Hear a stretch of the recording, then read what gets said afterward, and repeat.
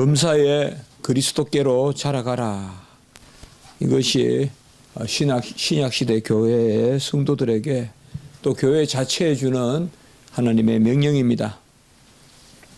그리스도께로 자라가라는 것은 그리스도의 은혜의 풍성함을 누리라. 그래서 풍성히 누리는 것이 자라가는 것이다. 그것을 우리는 한 2시간 걸쳐서 이전의 말씀을 통하여 바로 앞의 말씀을 통하여 배웠습니다. 오늘 그러므로라는 이 단어는 공로주의, 자질주의가 아니라 전적 은혜, 전적 하나님이 우리에게 역사하시는 그러한 이신칭의 또 칭의와 성화의 모든 은혜가 하나님께 있다는 그러한 오직 은혜, 전적 은혜의 원리를 우리에게 말해주고 있습니다. 그리스도께서 우리에게 모든 것을 다 이루시고 다 주셨기 때문에 그러므로 이방인과 같이 허망한 것에 매여 있지 마라. 그리고 하나님의 생명을 붙들고 있어라. 오늘 18절에 보면 하나님의 생명에서 떠나 있는데 이방인들은 그렇게 하지 말라라고 이렇게 말씀하고 있습니다. 무엇보다도 오늘 18절의 말씀에 보면 하나님의 생명이 우리가 무엇인가 이것을 한번 먼저 생각해 볼 필요가 있습니다. 오늘 많은 이방인들이 어찌어찌하다 그렇게 말씀하면서 그들을 가장 특징적으로 표현하는 것이 하나님의 생명에서 떠나 있고, 그런데 20절에 보면 너희는 그리스도를 그와 같이 배우지 않았다. 좀 제대로 배운 대로 그렇게 행하고 살고 해라. 이것을 말하고 있습니다. 하나님의 생명이 과연 무엇일까요? 하나님은 스스로 계시고 또 하나님은 하나님 위에의 것으로 규정될 수 없죠. 하나님의 생명이라는 것은 바로 하나님이 그 자녀들에게 주시는 그 영생, 그 언약에 따라서 주시는 영생을 하나님의 생명이다라고 이렇게 말하고 있습니다. 요한복음 5장 26절에 보면 아버지께서 자기 속에 생명이 있은 것 같이 아들에게도 생명을 주고 그 속에 있게 하셨고, 아버지 안에 있는 생명, 아들 안에 있는 생명, 이 생명, 하나님의 생명이 우리에게 역사하는 것은 아들 안의 생명으로 우리 안에 역사합니다. 그래서 요한복음 1장 4절에 보면 말씀 속에 생명이 있고 그 생명이 사람들의 빛이다. 하나님의 생명이 우리에게 빛으로 역사하기 위해서는, 살아있는 것으로 역사하기 위해서는, 어둠을 물리치고 이기고 빛의 자녀로 살게 하기 위하여 그 빛의 생명으로 역사하기 위해서는 이제는 우리가 예수 그리스도를 영접해야 된다. 그래서 주님을 생명의 말씀이다. 요한일서 1장 1절에서는 그렇게 말하고 있습니다. 하나님의 생명이 이와 같이 우리에게 역사하는 것은 그리스도로 말미암은 것인데, 이 그리스도가 바로 길이요 진리요 생명이심으로 그리스도를 떠나면 다 흩어난 것이다. 그래서 20절에 그리스도를 그같이 배우지 않았느냐. 그리스도를 배워놓고 그리스도를 떠난다. 그리고 새기고 또 새겨야 되는데, 정말 첫 어디에서 멀어졌는가를 기억하고 처음 사랑을 우리가 회복하라. 이렇게 우리가 계시록 에베소 교회에서 말씀했는데, 바로 우리는 무엇보다도 그리스도에게 배운 바 확신하는 것에 거해야 되는데, 그 그리스도께서 배운 것이 뭐냐 하면 그가 우리의 생명이요, 그가 우리의 생명을 위하여 자기 자신을 주셨다는 것. 그러므로 무엇보다도 그리스도께서 우리를 위하여 다 이루신 그 의, 그 우리를 자녀 삼아 주시는 그 은혜, 그것을 우리가 붙들 때 그때 하나님의 생명이 우리 안에 역사합니다.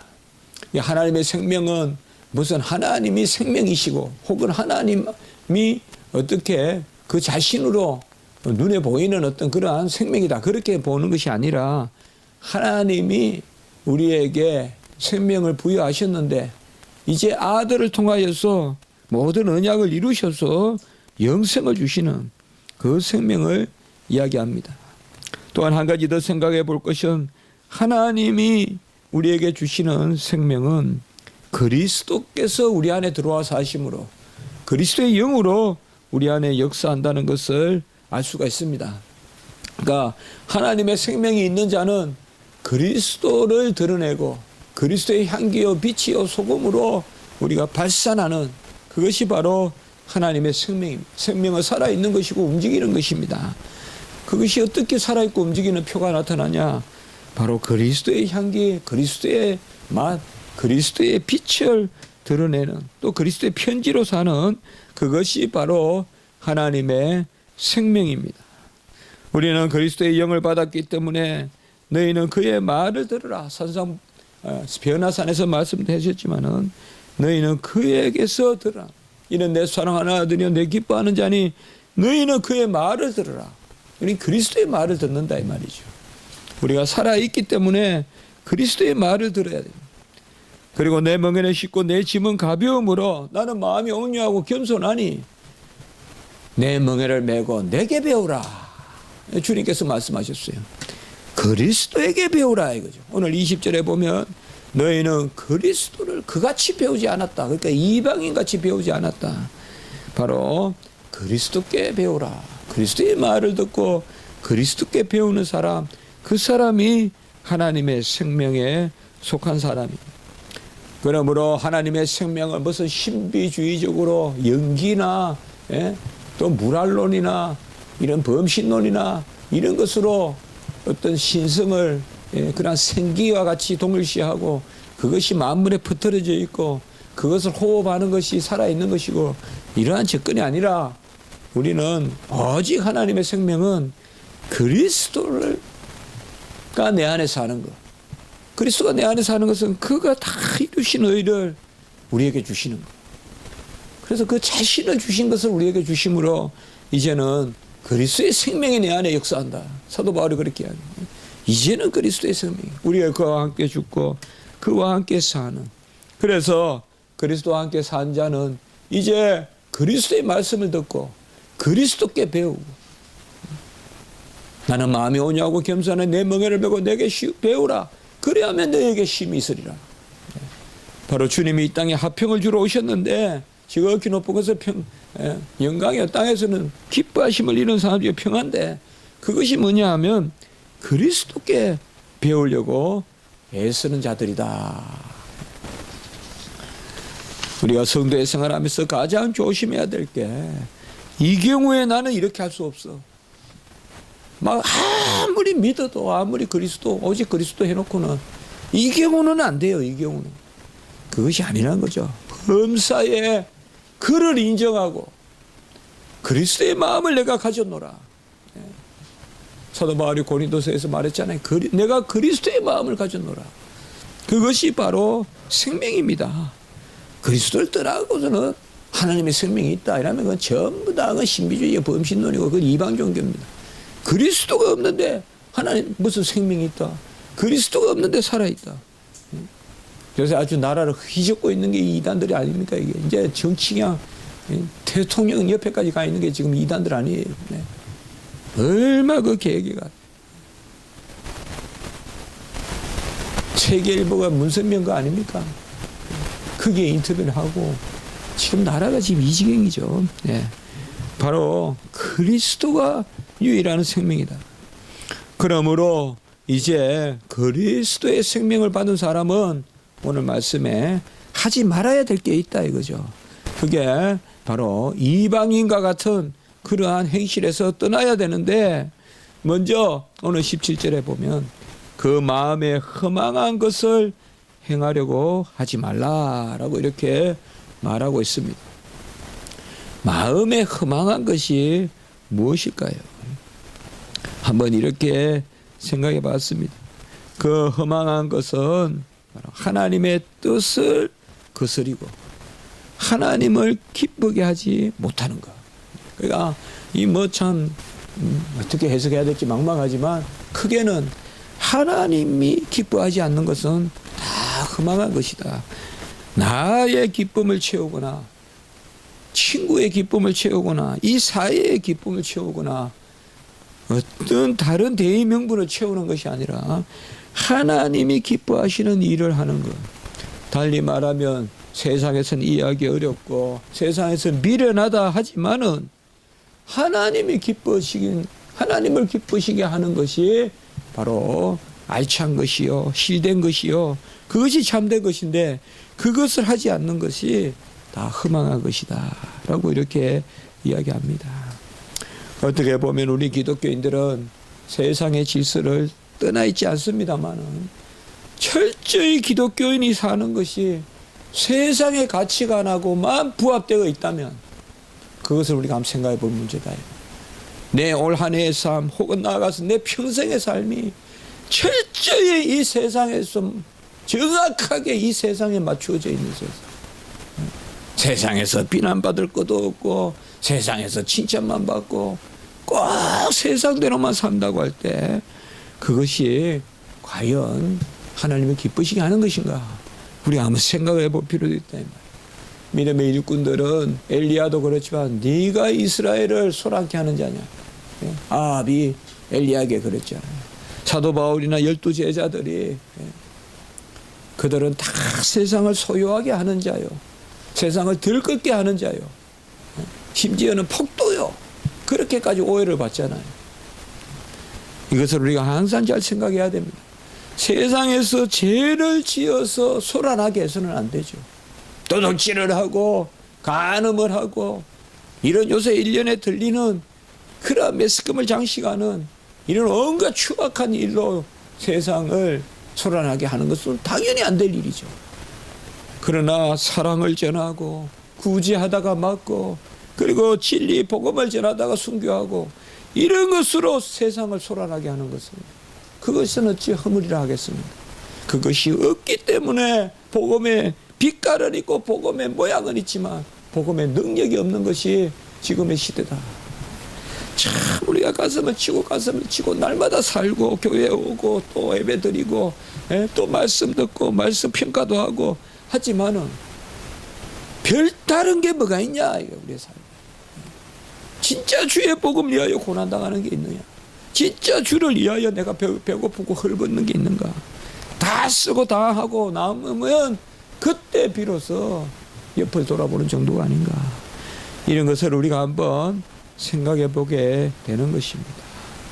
초대교회가 가난하고 초대교회가 핍박받을 때는 이제 정치적으로 자유를 누리고 이제 그 성도들이 잘 살게 되면 더 하나님께 헌신하고 봉사할 줄 알았는데 기독교 역사는 그것이 아니라는 것을 철저히 우리에게 보여줍니다.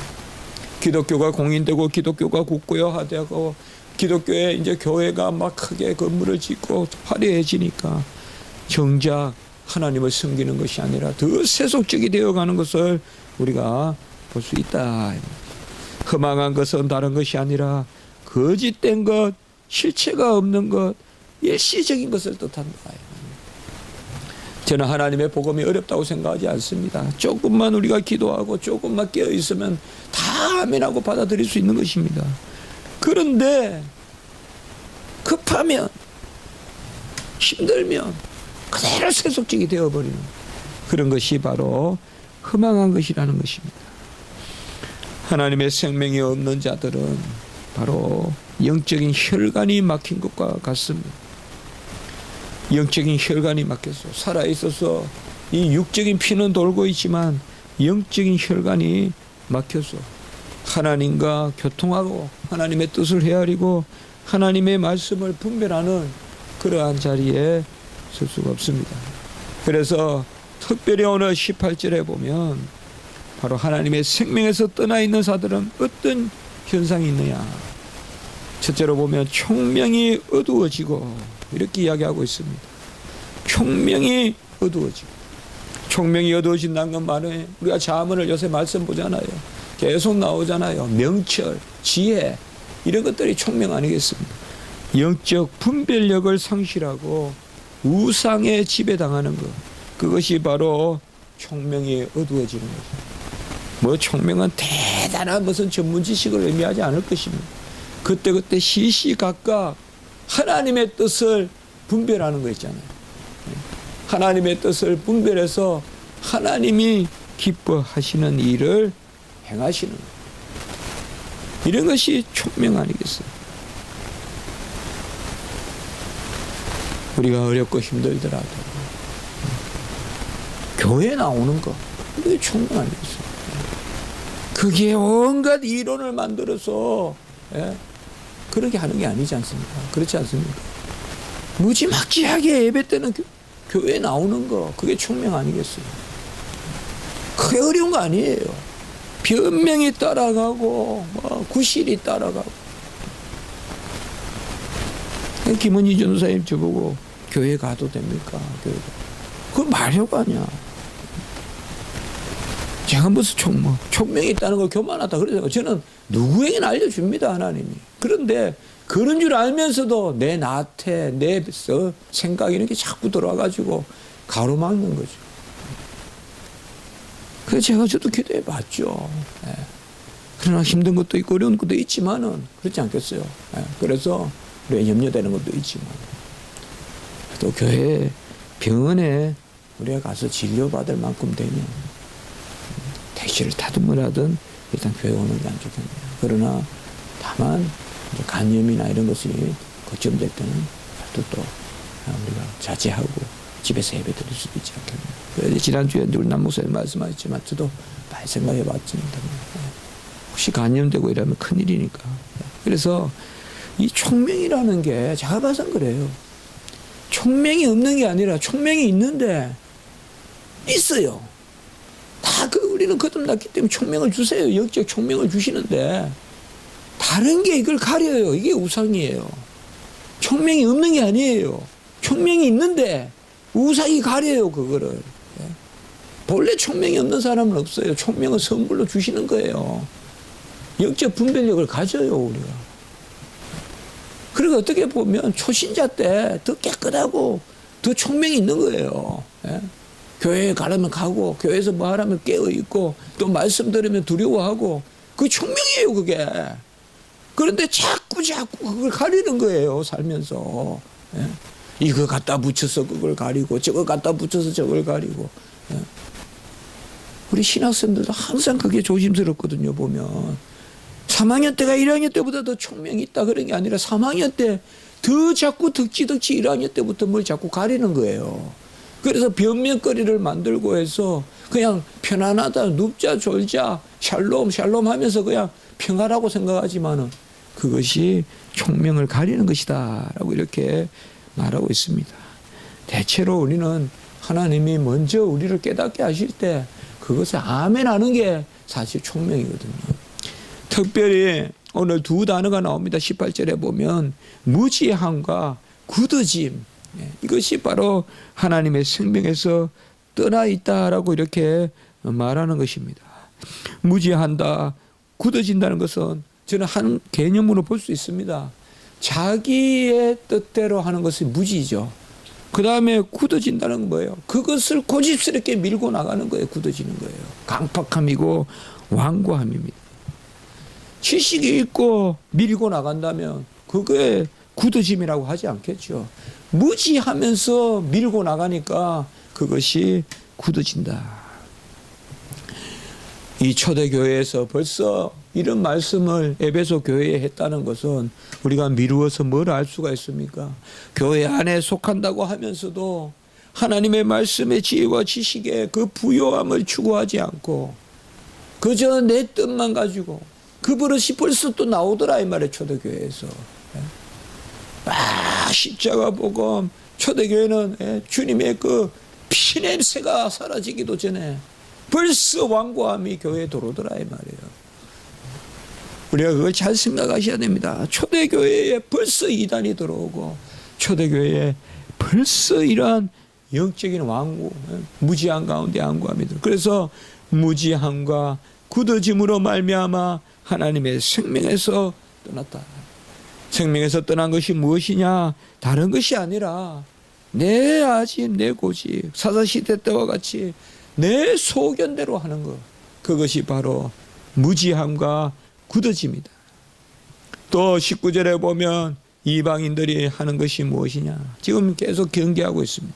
감각 없는 자가 되어 자신을 방탕에 방임하여 모든 더러운 것을 욕심대로 행한다라고 이렇게 말하고 있습니다. 18절과 19절은 크게 다르지 않습니다만 18절이 좀 더 지적인 무지라면 19절은 좀 더 행실에 있어서의 의지적인 무지라고나 할까요? 내가 하나님의 뜻을 분별해서 정과 사를 혹은 시와 비를 분별해서 시시비비를 가려서 정사를 분별해서 무엇이 옳고 무엇이 왜곡되었는지를 분별해서 행하지 않고 그냥 맡겨놓는 거예요. 내 마음을 더러운데 허무한데 방탕한데 맡겨놓는 거예요. 우리 로마서 1장에 보면 그것이 바로 타락한 인류예요. 더 이상 새물이 들어와서 흙탕물을 갈아낼 그러한 깨끗이 정화시킬 능력이 없는 거예요. 회개도 하지 않고 그저 그냥 완고하게 살아가는 거예요. 그냥. 젖먹이의 입으로라도 우리를 깨닫게 한다는데 그런 깨달음이 없는 거예요. 엘리 제사장 같이 홈리와 비느하스의 아버지와 같이 그저 그냥 막막한 거예요. 밤에도 주님의 음성도 안 들리고 사무엘은 듣는데 엘리는 그저 잠만 자고 있는 거예요. 이런 것이 바로 감각 없는 자가 되어 방탕해. 방탕이란 건 다 역시 다른 거 아닙니다. 무슨 술을 마셔야 방탕이고 무슨 음란한 곳을 찾아다녀야 방탕이 아니라 내 소견대로 그냥 맡겨놓는 거예요. 더 이상 하나님의 뜻으로 살을 내는 듯하게 진리를 가지고 우리를 쳐서 복종시키는 것이 아니라 그냥 편안한 대로 살아가는 거예요. 말씀을 듣기는 하되 그걸 보듯이 하고 그걸 가지고 우리가 철저하게 자기를 쳐서 복종시키고 그러한 일들이 부족한 것이에요. 이것이 지금 초대교회 에베소, 물론 칭찬도 받고 하지만 우리 에베소 교회 알지만 계시록에 보면 뭐예요? 첫사랑을 떠났다 이거예요. 그 에베소 교회 아니겠어요? 우리가 한번 생각해 볼 필요가 있죠. 물론 계시록과 바로 연결시키기는 뭐하지만은 그래도 이 에베소 교회와 오늘 여기 에베소와 초대교회 하나님 말씀은 다 영감의 말씀이 연결되어 있는 말씀이기 때문에 생각해 볼 수가 있죠. 이제 초대교회는 정말 십자가고 생생하게 살아있는 거예요. 우리 한번 생각을 해보십시오. 우리 아버지가 십자가를 보셨어요. 우리 할아버지가 십자가를 보셨어요. 그게 초대교회예요. 우리 이모, 우리 고모가 그 자리에 있었어요. 그게 초대교회예요. 직접 본 사람들이 있어요. 그들은 사도라고 불렀어요. 물론 사도도 있고 전도자도 있지만 사도들은 부활을 직접 목격한 사람들이에요. 주님이 죽었다 살아난 걸 목격한 사람. 십자가도 목격하고 부활도 목격한 사람이에요. 분명히 죽은 것도 봤고 분명히 살아난 것도 본 사람들이에요. 그 사람들이 복음을 전하고 다닌 거 그게 사도시대예요. 얼마나 생생한 말씀이에요. 지금 사도 바울이 사도가 살아있는 이 시대예요. 그러나 벌써 한쪽에서는 옛사람의 버릇이 슬금슬금 스멀스멀 나오기 시작합니다. 우리도 오늘 말씀을 통해서 다른 것이 아니라 큰일해야 아는 게 아닙니다. 어린아이와 같이 되지 않으면 천국에 들지 못하라고 했는데 총명이 없지 않습니다. 저는 모든 걸 그렇게 생각합니다. 성경은 그걸 우리를 가르쳐줘요. 총명해라 믿음 가지라가 아니라 총명을 주셨는데 우리가 총명을 가려서 그 총명이 빛을 발하지 못하고 믿음을 주셨는데 그 믿음을 우리가 이성으로 가려서 믿음을 겨자씨만큼도 사용하지 못하고 항상 그렇게 우리가 해야 모든 것을 주셨음에도 우리가 부족해서 그런데 끝내는 우리를 회복시키신다. 그것이 우리의 신앙이자 전적인 은혜의 고백이 아니겠습니까? 오늘 말씀을 통하여서 우리가 두 가지를 모티브로 삼습니다만 하나님의 생명이 우리에게 있고 그리스도를 우리가 그같이 배우지 않았다. 그 그리스도가 우리 안에 살아 역사하기 때문에 우리가 믿고 배우고 확신한 대로 사도 바울이 디모데에게 이야기했다. 믿고 확신한 바에 거해서 네게서 멀어진 줄 알고 네게서 배운 줄 알고 신앙의 전통을 똑바로 세워서 우리가 하나님의 생명을 가지고 그리스도에게 무지함과 완고함을 버리고 방탕함을 버리고 더러운 것을 버리고 하나님께 어쨌든 우리가 바위와 같이 자갈과 같이 되어야 되겠습니까? 한 가지입니다. 제가 봐서 썩은 흙이 되어야 되는데 옥토가 되어야 되는데 다른 거 없습니다. 우리가 산에 가는데 바위에 나무가 열리겠습니까? 바위는 자기 고집만 있지 생명이 없습니다. 하나님 생명이 없습니다. 그러나 옥토는 자기 고집은 없습니다. 허물허물 다 썩어가 널브러지지만 그곳은 생명의 역사가 나타납니다. 이것이 바로 오늘 우리에게 주시는 말씀. 지는 것이 아니요 억울한 게 억울한 것이 아니요 지금 우는 자가 복되고 지금 애통하는 자가 복되고 지금 슬퍼하는 자가 복되고 지금 핍박을 받는 자가 복되고 허물허물 서물서물 정말 지금 썩어가는 악취를 풍기는 자지만 나를 부인하는 썩음이 물겠어요. 나를 부인하는 것이 복되고 생생하게 살았어요. 뺀질뺀질한 그러한 샌돌 같은 자갈 같은 그러한 심이 오늘은 안 된다. 그것을 오늘 우리에게 말씀하고 있습니다. 이 말씀을 귀한 말씀을 은혜로 받기를 원합니다. 기도드리겠습니다. 거룩하고 자비로우신 하나님 아버지, 죽음과 부활을 다 목도한 그러한 사도의 시대입니다.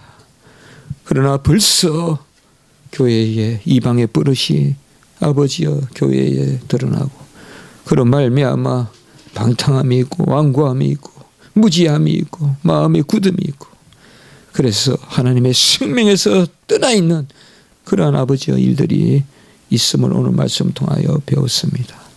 하나님 아버지, 그리스도의 학교에서 배운 대로 행하는 저희들이 되게 해주시고 오늘 날 우리 십자가의 지게 모든 교회 성도님들 이 말씀의 은혜, 순종의 은혜, 나를 부인하며 애통하는 자의 은혜가 넘치는 오늘 한날이 되게 해주시고 걸음걸음 인도하시며 가정마다 보호하시며 특별히 말씀을 들고 수전도신 우리 주의 종들 위에 은혜를 더하여 주시고 갓난 영혼부터 모든 영혼들이 주의 말씀의 부요함을 누리고 온전히 안식하는 주일 성수의 한날이 될 수 있도록 지켜주시고 우리 김원희 전도사님 특별히 오가는 길에 주님 안전을 더하여 주시옵소서. 감사합니다. 우리 구주 예수 그리스도의 이름으로 기도드리옵나이다. 아멘.